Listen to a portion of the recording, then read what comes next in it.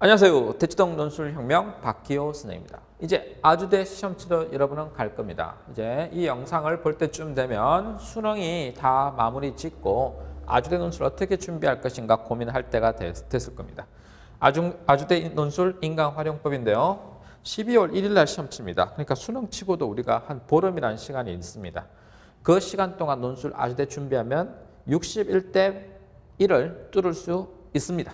그래서 해봅시다. 자, 이런 학과들이 지금 나와 있는 학과들이 인문 논술을 보는데 인문 논술은 120분 동안 네 문항을 풉니다. 큰 문항 2개 그리고 소문항 2개씩 해서 총 4문항의 통합 논술을 푸는데 두 문항, 큰 두 문항과 세부 문제 두 문항 내외. 그래서 요약형과 비교 대조형 800자 이내. 1번 문제가 그리고 통합형 문제가 800자 이내.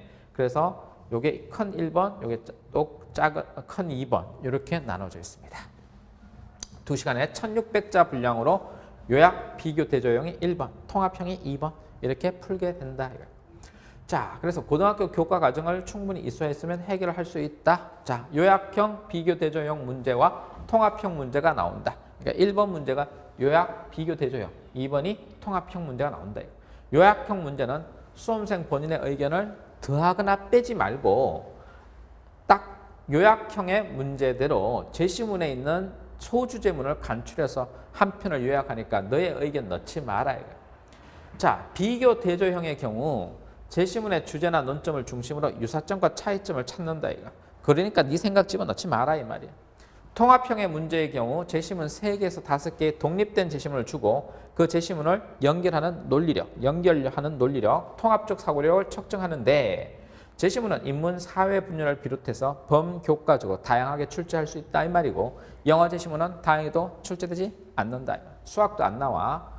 자료 해석 그렇게 많이 안 나와. 그러니까 대충 언어 논술로 다 끝나고 도표, 통계, 그래프 안 나온다고 생각하면 돼. 나와봤자 그냥 쉽게 읽히는 정도니까 쫄 필요 없어. 그냥 언어 논술로 결판 나는 거야.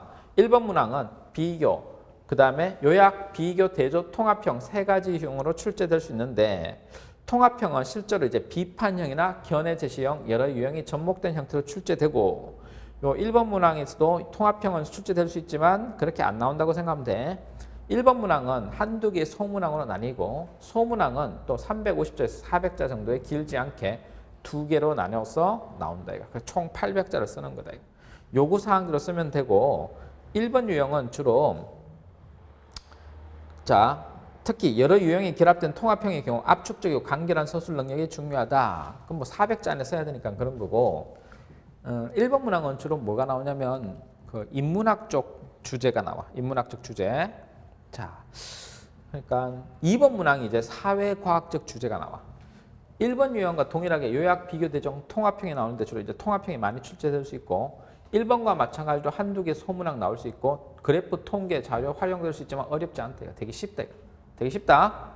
다음에 2번에서 공격성에 대한 실험, 정신의학 분야의 최근 논쟁, 경험적 연구와 아동지능의 가설적 반응 범위 등 심리학, 정신의학 분야의 최근 연구 결과 자료로 주어지는 경우가 많이 나왔다. 그랬다고. 그런데 최근에 출제진이 바뀌었다고? 최근에 출제진이 바뀐 것 같아. 그래서 경제 문제에서도 이제 나오기 시작했다. 그래서 요거 유념해라.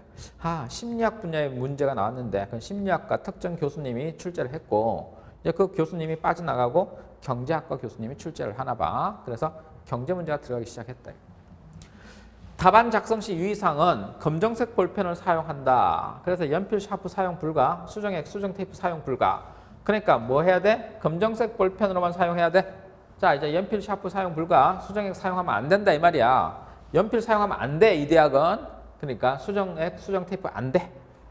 그리고 답안에 자신을 드러낼 수 있는 표현이나 표시를 하는 경우 0점 처리하고 제시문은 활용을 하되 옮겨 쓰지 말라 이거. 그리고 논제부터 읽고 제발 질문부터 읽고 제시문을 읽어라 이거. 다시 뭐 논제부터 읽고 제시문을 읽어라. 그리고 논제가 요구하는 대로 답안을 구성해라 라고 주의사항을 주고 있어. 자, 2019 기출문제 보자. 1-1번 해서 자 400자 쓰는 거 나왔지. 공통점과 차이점 설명하는 거야. 그러니까 공통점과 차이점을 비교 대조하는 글이 나왔어. 1-1번. 1-2번 보면 관계 매점에 대해서 설명하는 거야. 제시문들을 연결해서 설명하고 자, 이거. 그리고 그에 대한 해결책을 설명하라. 즉 대안 제시하고 문제점 비판. 문제점을 지적하고 그러니까 비판하고 해결책 제시하는 거야. 설명하는 거. 요걸 통합형이라고 하는데 자, 통합형이라고 하는 거야. 뭘 통합하는 거야? 비판하고 대안 제시. 설명. 이렇게. 자, 이제 2-1번. 리카르도의 차액지대 이론이다. 그리고 경제시대를 설명했다. 이걸 요약서술하고 요약하고 그리고 이러한 원리가 갖는 제시문을 공통점을 갖는지 설명하라. 이거. 그러니까 비교 설명하는 거. 공통점을 비교, 대조하는 거. 자, 그 다음에 이제 여기서는 뭘 요구하느냐면 원칙이 갖는 걸 설명하고 그리고 비판하라. 설명, 비판하라. 이거. 설명형과 비판형이 나온다 이거지. 이걸 통합형이라고 하는 거야. 설명, 비판형을 통합형이라고 하는 거야. 자, 이제 2020 모의를 보면 가와 나는 개인의 삶에 대한 다른 생각이다. 이거. 공통점과 차이점을 설명하라. 이거. 공통점과 차이점을 설명하라.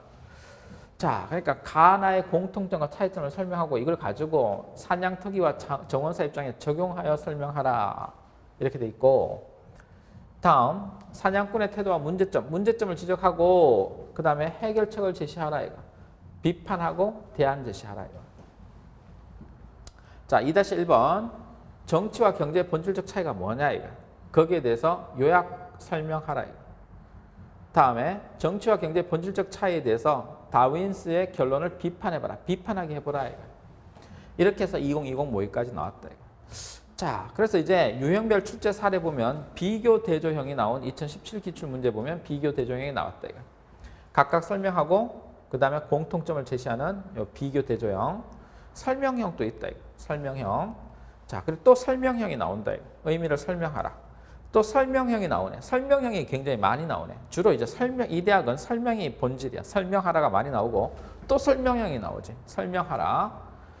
자, 또 설명형이 나오지. 주로 설명하라 문제가 되게 많아. 또 설명형이 나와. 자, 사례 제시도 가끔 나와. 아까 봤잖아. 사례 제시는 보다 문제 해결형이 많이 나오는데 사례 제시는 2016 모의에서 사례 제시가 나왔대. 자, 대안 제시를 자주 최근에 많이 묻고 있지. 대안 제시. 문제점이 뭐고? 문제점을 비판하고 해결 방향을 제시하라. 이렇게 대안 제시. 자, 이제 통합형은 요약 설명, 요약 주장. 이게 통합형이고 요약 설명, 요약 주장. 이것도 통합형이고 요약 설명, 요약 주장, 비교 설명. 이것도 통합형이다. 비교 설명하라. 이것도 통합형이고 자, 비교 설명하라. 이것도 통합형이지. 비교 견해 제시, 비교 사례. 자, 설명 대안 제시. 설명 대안 제시. 최근에 이제 설명 대안 제시가 작년에 기출이었다. 설명 대안 제시. 최근에 설명 대안 제시가 2018 기출에도 나오네. 자, 지금까지 아주대 유형을 살펴봤어. 문제 유형을 쭉 살펴보니까 통합형이 많이 나온다고 하지만 사실 따로따로잖아. 설명 따로, 대안 제시 따로, 비교 따로, 견해 따로, 비교 설명 따로, 요약 설명 따로, 요약 주장 따로, 따로따로 하는 거잖아. 그러니까 박교쌤의 매트릭스 공식으로 하면 풀 수 있는 문제들이고 쉽다 이거. 다만 최근에는 이제 1번 문제는 인문학적 주제가 나오고 2번 문제는 사회과학적 주제가 나오는데 그것이 심리학 실험에서 이제 경제학 문제로 조금 바뀌었다. 그래서 그거 좀 들여다보자 하는 거야. 자, 여기까지 박기호 논술입니다.